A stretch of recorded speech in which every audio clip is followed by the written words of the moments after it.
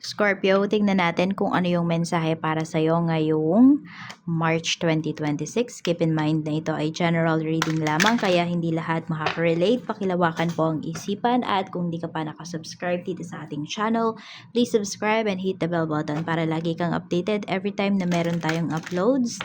Kung nais mo namang mag-avail ng ating private readings, ng ating rituals, ng ating TRS products, makikita mo yung link sa description box. Tarot Intentions by Aliana Reyes. Nandiyan din yung aking WhatsApp number. Message ka na lang if interesado ka. Tignan natin overall energy.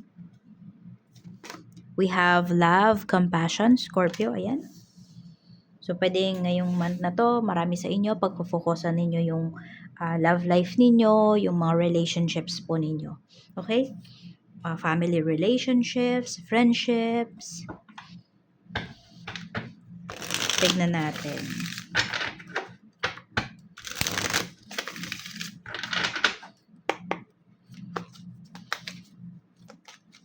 Kamusta yung emotional health mo ngayong month of March? We have 3 of Wands. So, meron kang hinihintay dito. Ayan.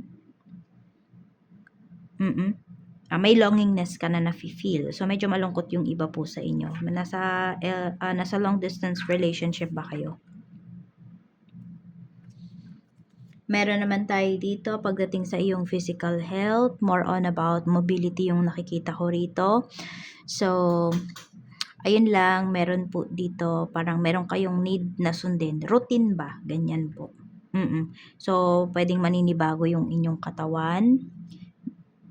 Meron din kasi akong nakikita na mahihinto kayo, tapos bigla kayong, sabi natin, itong mga nakarang months, usual mo na siyang ginagawa. Nasanay na yung katawan mo, tapos bigla kang nahinto, tapos babalik ka ulit dito. So, sabi natin, pwedeng pag-exercise yan, o kaya naman, yung diet mo, ganyan po.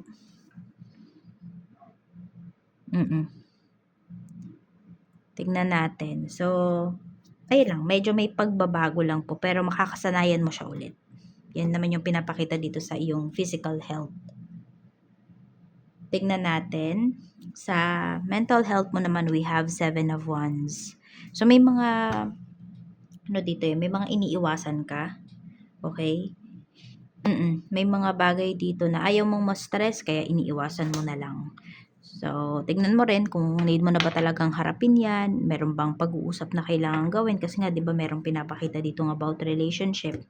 So, baka kakaiwas mo. Ayun. Walang maayos. Family energy naman po, we have Ace of Wands. So, may pag-uusap talaga, oh. 5 of Pentacles. Tignan natin. Strength. Pwedeng may pag-aaway dito, eh. Or pagtanggi. Pwedeng may mga family members ka dito na magchat-chat lang sa'yo, Scorpio, kasi may kailangan sila. Meron ka din iba-block. Could be family members, relatives, or kung ano man po, no? Kasi ano man yung relationship ninyo mo dito sa tao na to, kasi lagi ka na lang hinihingian. Basta hindi naiintindihan ng tao na to yung point mo. Pwedeng ito nga, some of you, anak po ninyo eh. Hindi niya maintindihan na, alam mo yun, hindi mo kaagad kayang ibigay yung hinihiling niya. Yung ganun po. Ayan, more on pwedeng usapang pera to. Luho. Ayan, meron ding luho rito. Pagdating sa family. So, baka may mga request sa'yo yung family members mo, meron kang hindi mapagbigyan, sobrang magtatampo sa'yo. Baka, ayun, susuyuin mo. May pagsuyo rin dito. O may pag-iwas or may pagsuyo. Alin lang sa dalawa yan. Tignan natin, pagdating naman sa friends energy. Sa kaibigan naman, we have 5 of Cups. So, pwedeng meron ditong kaibigan na mamamatayan. Ayun yung pinapakita rito. Ace of Pentacles. We have the Star. Okay. Meron din namang good news na pinapakita rito. Meron dito, meron ka bang kaibigan na nakunan, ganyan. Yan. So, mayroon kasing pinapakita dito na pwedeng meron kang kaibigan na mabuntis. Okay. Or yung asawa niya mabuntis, ganon. Yung kaibigan mo yan. So, pwedeng kukuhanin kang ninong, ninang. Ayun po, pinapakita rito. Basta mas mararamdaman mo na part ka ng family nila, gano'n. Na basta mahalaga ka, yung friendship ninyo, kasi talagang updated ka sa mga nangyayari sa kanila. Gano'n po ang pinapakita.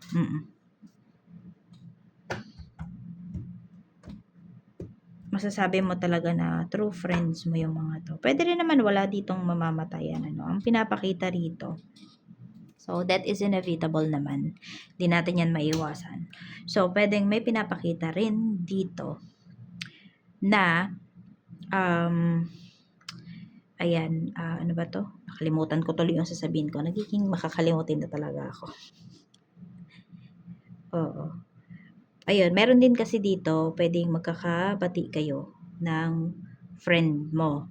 Meron din kasi po na pwedeng meron silang problem ng person niya, so sa'yo siya mag-open up. Tapos siya, sa'yo din niya unang ipapaalam na nagkabalikan na sila. Basta lahat ng nangyayari dito sa buhay ng kaibigan mo na to is sinasabi niya sa'yo. Wala siyang wala siyang nililihim, ganyan. Tignan natin. Sa trabaho naman, okay, sa mga naghahanap ng work, meron tayo dito. No. Ito yung sa mga may current job. So, we have Queen of Swords, Knight of Wands, meron tayo ditong King of Swords. Sa trabaho na to, meron kang, meron kayong dito na parang, kapareha mo. I mean, same kayo ng energy ng tao na to. So, parang lagi kayong nagkakalaban, lagi siya yung nakakatapat mo pagdating dito sa trabaho, ganyan. Pero very professional yung tao na to, tas humahanga to sa'yo. Ay, not romantically ha, not romantically humahanga sa'yo to. Pero meron din dito, pwedeng inahangaan talaga kayo na nagkakagusto po sa inyo. Yan, kasi meron naman tayo ditong Knight of Wands eh. So, mag-ingat lang po. Ayan, baka magkaroon dito ng office romance. Ayan ang pinapakita. Pero meron dito professional talaga yung tao na to. Hinahangaan ka nito. The way mo hinahandle yung trabaho mo.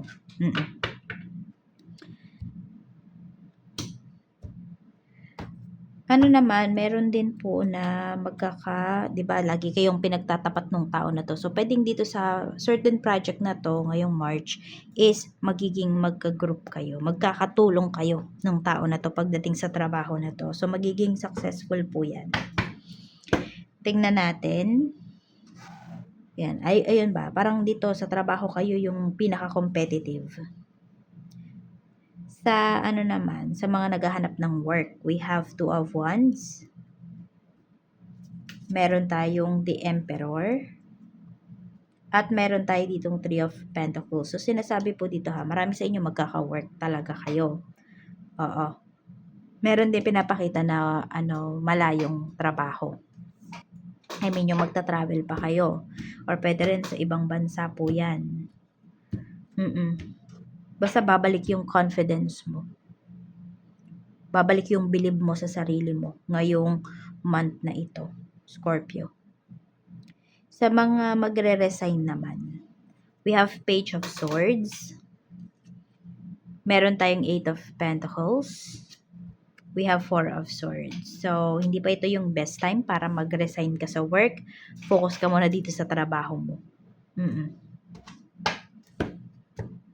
Kung may offer na sa'yo, dapat mo bang tanggapin? Wheel of Fortune. Ayan, kung may offer na sa'yo, maganda kasi pinapakita rito. We have Wheel of Fortune. Aayon po talaga sa'yo to. So, pwede nga ito na yung hinihintay mo na growth pagdating sa career mo. So, kung may offer, tapos nagdadalawang isip ka na nga dito sa trabaho mo, then pwede mo tong i-accept. Para yung iba naman po sa inyo, ayan, naiisip nyo, bigla nyo lang naisipang mag-resign. So, pag-isipan nyo pong mabuti kasi ito sinasabi, pag-isipan mo daw munang mabuti yan. Kaya sabi ko sa inyo, hindi pa ito yung perfect time para mag-resign kayo. Lalo na kung walang offer. Pero kung may offer, tapos buong buo yung decision nyo dito, go nyo na to. Kasi ito na, masasabi natin, ito na yung dream job mo. Ito na yung makakapagpabago ng life mo. Tignan po natin sa kaperahan naman. Kaperahan. Ace of Cups. So, meron talagang new opportunities na pinapakita sa iyo dito eh. Seven of Cups. Okay, we have the Tower. Okay, maganda naman po yung kaperahan na pinapakita dito, Scorpio. Kaya lang, dapat nyo daw pong iwasan na magbili-bili ng kung ano-ano or mga pagiging impulsive ba pagdating sa mga paggastos. As much as possible daw, unahin ninyo yung mga pangangailangan sa bahay. Yan ang pinapakita. So, focus muna kayo sa mga necessities. Tignan natin.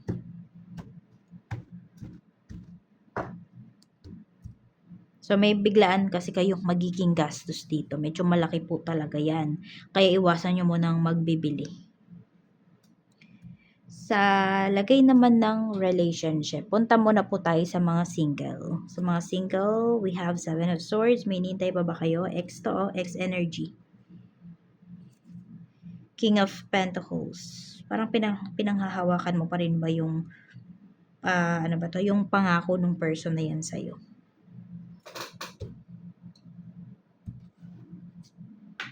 Four of Pentacles. Yes nga, yung iba sa inyo, ayan. So, di pa rin kayo nakaka-move forwards sa ex ninyo. So, wala pang relationship na pinapakita rito eh. Sige, tignan natin.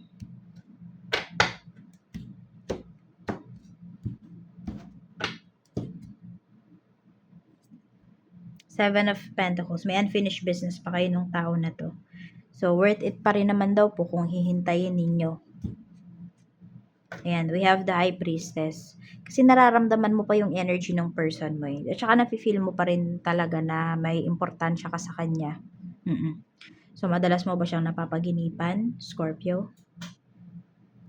Mukha kasing yung tao na to minamanifest ka niya at sa panaginip, yan, madalas siyang doon nagpapakita sa'yo. Parang multo lang, no? Madalas siya doon nagpapakita, nagpaparamdam. Kasi pwedeng wala tong lakas ng loob eh, na i-approach ka. Kaya, ayun, hanggang panaginip na lang muna yung ano nyo. Yung pagkikita ninyo, pag-uusap ninyo, yung mga encounters ninyo ng person na ito. Sa mga in a relationship naman po, we have Page of Wands, we have the Empress, and we have the Moon. So, meron dito, naiisip nyo ba na buntis kayo or may mga signs pa? Kasi may pregnancy na pinapakita po dito. Meron naman, okay, so meron dito, pwedeng iniisip nyo baka buntis kayo. So, may delays, ganyan. Or yung person mo baka buntis. Meron din pinapakita rito na nagdadalawang isip na pagdating sa relationship. I don't know kung mas matanda ba kayo, mas ahead kayo sa person po ninyo. Hindi mo siya nakikitaan ng pagiging responsable dito sa inyong relasyon, kulang sa efforts.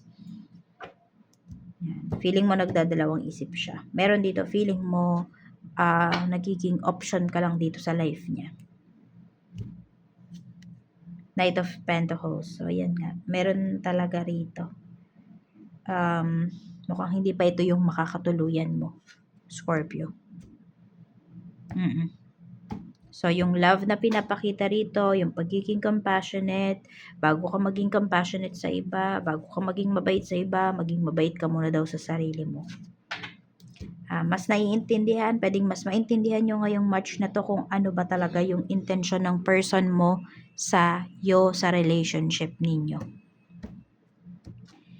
Sa mga married naman po, we have Queen of Wands, Six of Cups, and we have Six of Wands. So, this March, pwedeng marami sa inyo, Scorpio, na magsi-celebrate ng anniversary.